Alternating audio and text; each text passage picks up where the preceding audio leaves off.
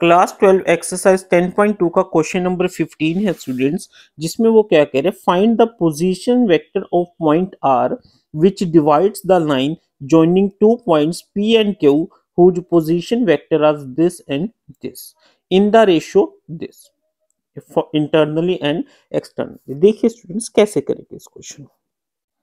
क्या गिवन है हमें? गिवन क्या है कि हमें एक पी वेक्टर दे रखा है। पी वेक्टर कितना है? आई कैप प्लस 2 जे कैप माइनस माइनस के कैप, ठीक है। एंड क्यू वेक्टर कितना दे रखा हमें? माइनस आई कैप प्लस जे कैप प्लस के कैप, ठीक है स्टूडेंट्स। पी वेक्टर भी दे रखा है हमें, क्यू वेक्टर भी दे रखा है, और हमें क्या कह रखा है कि वो रेशियो में डिवाइड कर रहा है 2:1 में। एक केस है इंटरनली और एक केस है एक्सटर्नली, ठीक है। रेशियो क्या दे रखी है हमें? रेशियो इज इक्वल टू 2:1, यानी कि हम कह सकते हैं m1 इज इक्वल टू 2 और m2 इज इक्वल टू 1। अब ये m1 m2 क्या होता है? ये हमारा रेशियो को सिग्निफाई करता है, ठीक है। यहाँ पे m1 हमारा 2 हो गया और m2 हमारा 1 हो गया, ठीक है। अब देखिए फर्स्ट केस है हमारा इंटरनली। सबसे पहले हम इसका एक छोटा सा डायग्राम बनाते हैं। वो क्या कह रहा है कि देखिए कि हमारा एक पी पॉइंट है और एक क्यू पॉइंट है और एक पॉइंट आर है जो कि इसको डिवाइड कर रहा है। क्या कर रहा है? डिवाइड कर रहा है। किस रेशियो में? 2 में और 1 में। समझ आया स्टूडेंट्स क्या कह रहा है वो? Find the position vector of R. हमें आर वेक्टर फाइंड आउट करना है जो कि पी और क्यू वेक्टर्स को डिवाइड कर रहा है 2:1 रेशियो में इंटरनली। इंटरनली मतलब पी क्यू एक्सटर्नल पॉइंट्स हो गए और ये इसका इंटरनल हो गया, ठीक है। तो पोजीशन वेक्टर ऑफ आर कैसे फाइंड आउट करते हैं हम? पोजीशन वेक्टर ऑफ आर का एक फॉर्मूला होता था जो आपने क्लास 10th में करा था, जिसको हम क्या बोलते थे? Section formula. क्या बोलते थे? Section formula. ये क्या कहते हैं? m1 x2 plus m2 x1 divided by m1 plus m2, यानी m1, ठीक है, क्या हो जाएगा?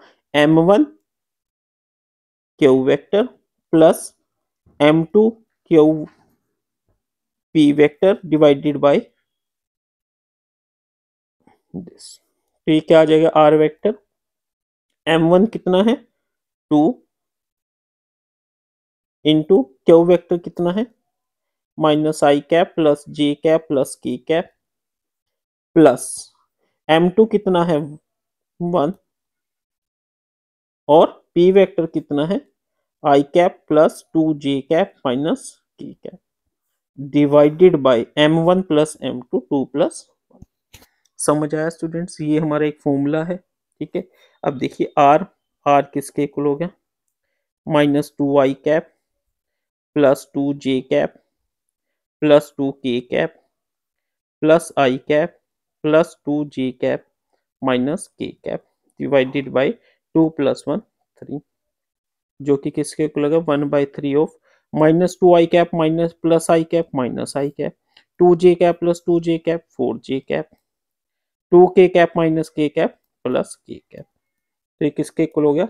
Are vector is equal to -1/√3 i cap plus 4/√3 j cap plus 1 sorry √3 नहीं है, 3 है स्टूडेंट्स, 1/3, दोबारा लिख लेते हैं, गलत हो जाएगा। यहाँ से आर वेक्टर क्या आ गया आपका? -1/3 आई कैप प्लस 4/3 जे कैप प्लस 1/3 के कैप। ये कब आ गया? जब हमने इसको किस में करा? इंटरनली करा, ठीक है। अब हमारा सेकंड केस आ जाता है जब हम इसको एक्सटर्नली करेंगे। एक्सटर्नली का केस क्या होता है? देखिए पॉइंट्स हमारे वहीं पे रहेंगे, ये P है, ये Q है।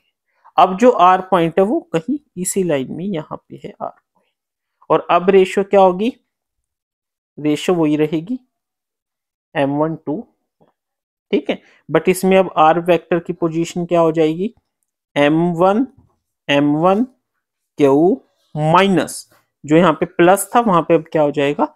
Minus m2 P divided by m1 minus m।